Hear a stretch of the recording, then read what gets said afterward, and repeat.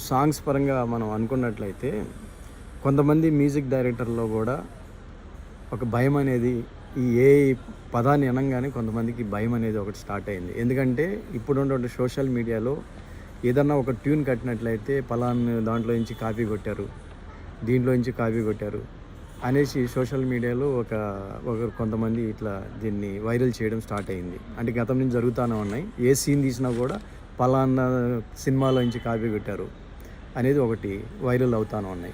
చాలా సినిమాల్లో అదే విధంగా మనం చూస్తూనే ఉన్నాం. అయితే ఈ ఏఐ పనితనం ఎలా ఉంటుందనుకుంటే మనకు చాలా బోల్డ్ అంత ఇన్ఫర్మేషన్ ఇస్తుందండి. ఇన్ఫర్మేషన్ని తీసుకున్న తర్వాత మనం ఇంకా బెటర్గా ఆలోచించి దాన్ని ఇంకొక ముందుకు వెళ్ళడానికి చాలా చక్కటైనటువంటి ఏఐ ఇది. సో ఇక్కడ ఒక సాంగే ఇప్పుడు ఫర్ ఎగ్జాంపుల్ ఒక సాంగ్ని దానికి గాన ప్రాంప్టింగ్ ఇచ్చినట్లయితే అదే మ్యూజిక్ ట్యూన్ని రెడీ చేసేసి మొత్తం కంపోజింగ్ చేసేసి మనకు ఇస్తుంది.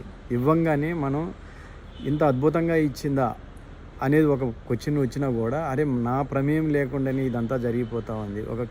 ఎవరైనా కూడా మంచి ఇప్పుడు పాట పాడుకునేవాడు మంచి పాట రాసుకుంటాడు. ఆ పాట రాసుకొని మ్యూజిక్ డైరెక్టర్ దగ్గరికి పోయి మళ్ళీ అక్కడ అతనంతా కూడా ట్యూన్ కట్టుకొని ఇవన్నీ చేసేటప్పుడు ఒక ఎక్స్పెండిచర్తో కూడుకున్నట్లు ఖర్చుతో కూడుకుంది.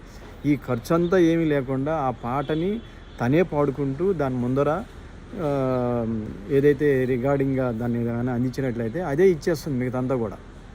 సో ఇది వండర్ఫుల్, ఇది వాస్తవం. కానీ ఇదంతా కూడా ఎవరో కొంతమంది దానికి డెవలప్ చేసి ఆ ఏఐకి అందించడం వల్ల నీ సాంగ్కి ఏదైతే లిరికల్లో ఉన్నాయో ఆ లిరికల్కి మ్యాచింగ్ చేసి అది కంపోజింగ్ చేసి నీకు అందిస్తుంది. ఇంతే. ఇక్కడ దీన్ని అర్థం చేసుకోవాలి. ఇక్కడ మాత్రం దీన్ని ఏదో భయపడి ఇది మనల్నే డామినేట్ చేస్తుంది ఈ టెక్నాలజీ అనేది కాదు.